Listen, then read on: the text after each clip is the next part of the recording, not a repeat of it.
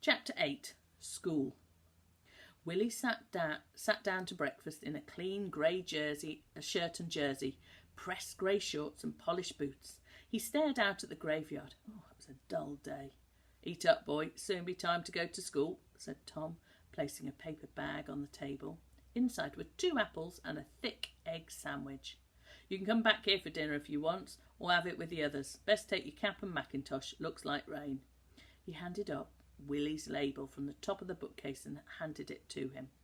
They walked together through Dobbs's field, and Tom stood by the gate and let him walk on his own up the lane.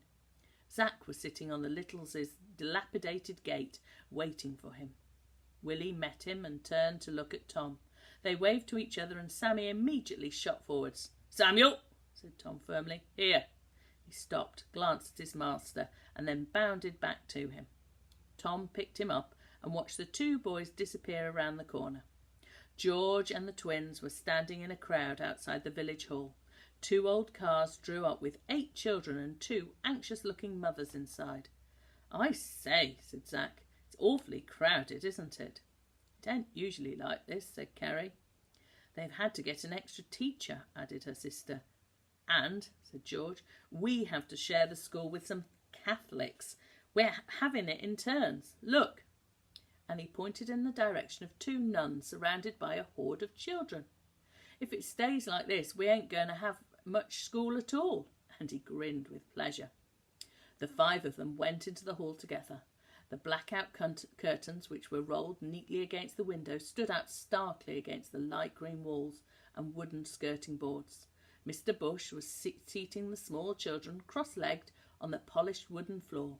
The older children were to sit in the back half of the hall, which was filled with rows of chairs, and at the front end was a small raised platform with curtains on either side.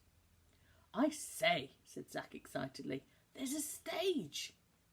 "Quickly," said George, tugging at one of Zack's well-darned sleeves. "Let's grab them chairs before the big uns get 'em." They ran towards them.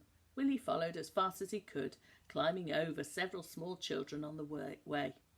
Everyone else had grabbed seats at the back, and when it was too late, George suddenly realised why the particular seats they had chosen had been left empty.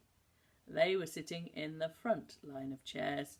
The rest of the children were seated on the ground, so that all 5 of them were now very exposed. "Oh, drat it," cursed George. "I got some humbugs I was going to slip in my mouth." Mr. Bush and Mrs. Hartridge were talking to an elderly lady. "That's Mrs. Black," whispered Ginny. "She must be the extra teacher." Mr. Bush dealt with the older children first and placed a few evacuees with them at the back. It was very noisy. There was a lot of shouting and shuffling among the newcomers, most of whom were feeling bored and restless and had spent too long in the country already. Mr. Bush announced that the times when the older ones were next needed and dismissed them. George, Carrie and Ginny were to be in Mrs. Hartridge's class again. She was taking the 8 to 11-year-olds. The twins had had their 10th birthday in the holidays, and George was 11. Mrs. Black was to have all the local children and non-Catholic evacuees from 5 years old to 8. Willie watched Mrs. Hartridge approach him and Zack. Zack told her his age, which was 9, and spelt out his name, apologising for it at the same time. She smiled. Willie handed her his label and said nothing. Her long flaxen hair was coiled up in a thick plait at the top of her head.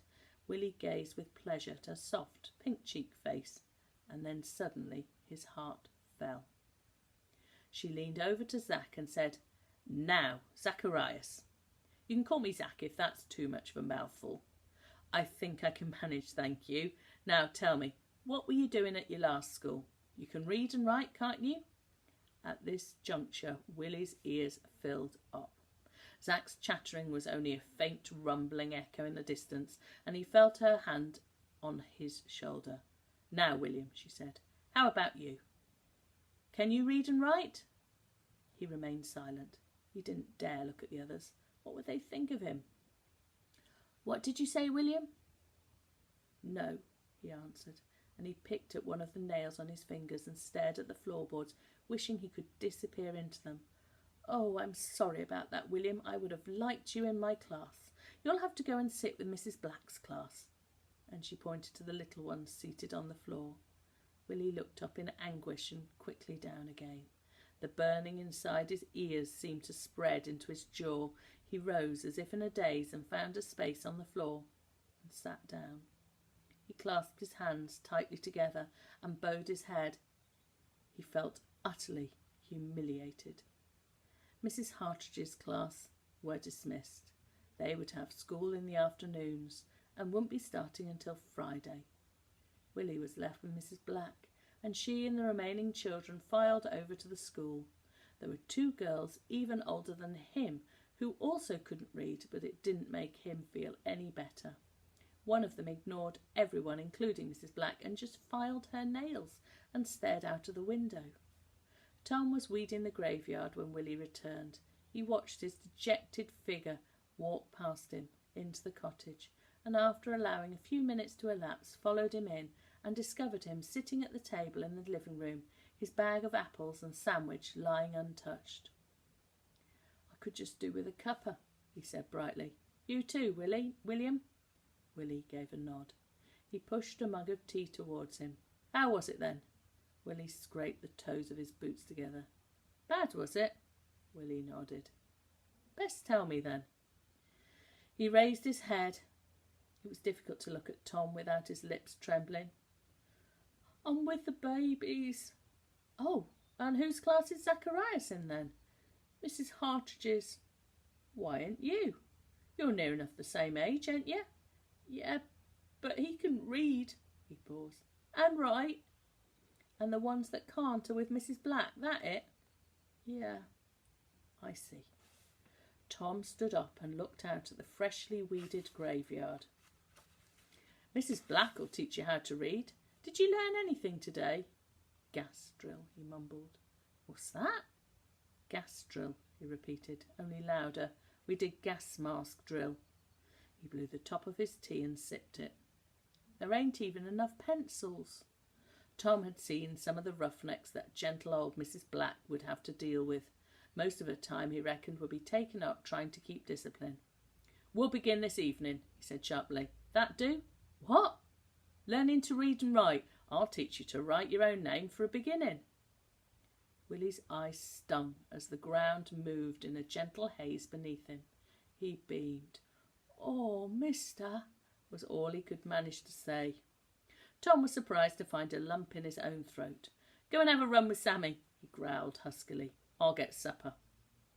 Sammy, who had sensed Willie's misery and had until now remained motionless, began to bark and run after his tail. "Go on with you, boy," said Tom.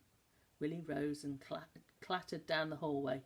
He ran through the gate, down the lane and across the dirt track, faster and faster, leaping and jumping. He wanted to yell for joy, but when he tried, he couldn't get any sound out. He felt annoyed at first, but then he realised that he was running far better than he had the previous day, and that he wasn't even trying. It takes time and practice. That's what Mr. Tom had said. After supper had been cleared, Tom put a piece of paper and pencil in front of him. On the paper were several straight lines, and in between each pair was a series of dots. "Now, William," said Tom, "you just join up the dots from the top downwards, and when you've done that, you'll have written your name. Now, just takes your time." Willie held the pencil nervously and then pressed it hard onto the paper. The lead snapped. Tom sharpened it again. "Easy now," he said, handing him back the pencil. "You've got plenty of time." Willie stared frantically at the paper. "I can't," he said. "I can't." Tom looked sharply at him. Willie was frightened. His face had turned quite pale and beads of perspiration had broken out across his forehead. "I won't beat you if that's what's bothering you. Come on, let's have a go," he added reassuringly. "I'll sit beside you and tell you how you're doing." Willie placed the lead on the paper and slowly followed the dots down and up, making the letter W. He sat back and looked at it. "It's bad, ain't it? Ain't it, Mr. Tom?" Tom peered at it. He was surprised. "No," he said with honesty. "No, it ain't." And Willie knew by the certainty in his voice that he was telling the truth. "Ain't it?" he queried. "No," he repeated. "It certainly ain't. You carry on. You's doing fine." Willie returned to the dots, and apart from the occasional wobble, he wrote William in a remarkably smooth hand. "That's good," said Tom. "Is it? Do it again." Willie carried on following the dots between the lines and then stopped. "Mr. Tom," he said, "I can look at my name and write it. Is writing like drawing?" "I don't think so. Show me what you mean." Willie found a clear, unlined space, looked at what he'd done, drew 2 straight lines and wrote William in between them. "Those lines are almost straight," gasped Tom. "Where you learn to do that?" "Nowhere," said Willie. "I just looked at 'em and done it." Tom was speechless for a moment.